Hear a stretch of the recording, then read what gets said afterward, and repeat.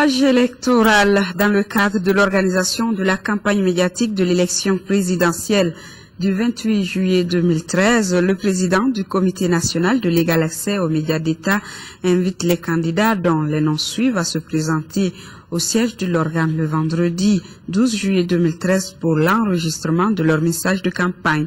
9h30, Cheikh Boukadari Traoré Kar du parti CAR, Al-Husseini à 10h, Al-Husseini Mega Pan-Afrique, 10h30, Tiblen Dramé du Parina, 11h, Oumar Ibrahima Touré à Pierre.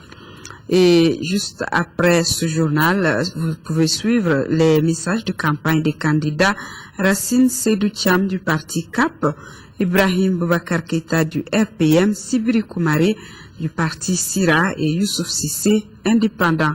Ces messages de campagne seront suivis de l'entretien de 10 minutes avec le candidat Cheikh Mohamed Abdoulaye Souad dit Modibo Diarra du parti RPDM.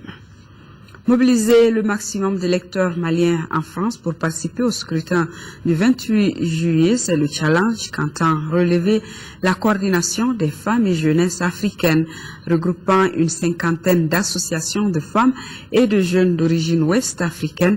Cette coordination s'implique activement dans les préparatifs de l'élection du président de la République du Mali à travers la sensibilisation des potentiels électeurs. Retrouvons à Montreuil, près du foyer Bara Makamfin Konati.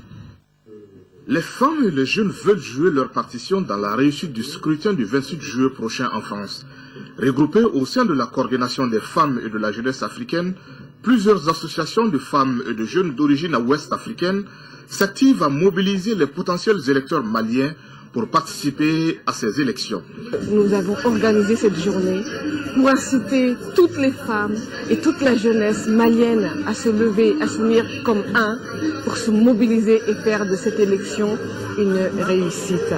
Donc dans la courtoisie, dans le respect, car n'oublions pas, le monde a les yeux rivés sur le Mali et nous devons sortir grandis de ces élections.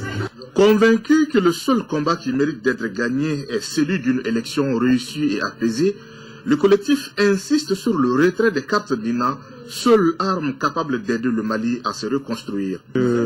J'appelle tous les Maliens et toutes les Maliennes à retirer massivement leur carte d'électeur, que c'est la seule arme pour élire son président choisi.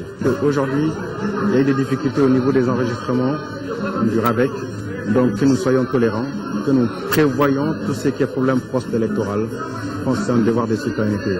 Plusieurs leaders d'associations de femmes et de jeunes ont pris la parole pour inviter les Maliennes et les Maliens à saisir l'occasion qui leur est donnée de choisir le futur président de la République du Mali.